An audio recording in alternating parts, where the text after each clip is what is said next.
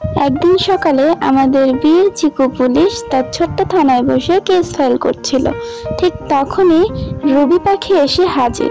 সে কাঁদতে কাঁদতে বলল, চিকু, আমাদের জঙ্গলের এক কোণে লাল লাল আলো জ্বলে উঠছে, সবাই খুব ভয় পাচ্ছে। বলেই রবি আবার কাঁদতে শুরু করলো। চিকু বলল, তুমি চিন্তা করো না রবি, আমি বিষয়টা দেখছি। চিকু তার ছোট্ট বাইকে চড়ে জঙ্গলের উদ্দেশ্যে রওনা হলো, কোথায় সে আলো জ্বলছে সেটা দেখার জন্য এবং লাল আলোর রহস্য উন্মোচন করার জন্য। চিকু জঙ্গলে গিয়ে দেখলো ব্যাপারটা সত্যি। জঙ্গলের এক কোণা দিয়ে লাল আলো আসছে এবং কিছু প্রাণী সেই লাল আলোর ভয়ে জঙ্গলের এক কোণায় বসে কাঁপছে। চিকু সাহস নিয়ে গাছের দিকে এগিয়ে গেল, গিয়ে এসে হেসে ফেললো। আসলে ছোট একটি বাদুড় জঙ্গলে খেলনার মতো একটি লেজার টর্চ খুঁজে পেয়েছিল, সেটা নিয়েই সে খেলছিল। বাতাসে নড়ার কারণে সেটি লাল আলো জ্বালাচ্ছিল। চিকু সকলকে বুঝিয়ে বলল, ভয়ের কিছু নেই, এটা সামান্য একটি লাল আলো।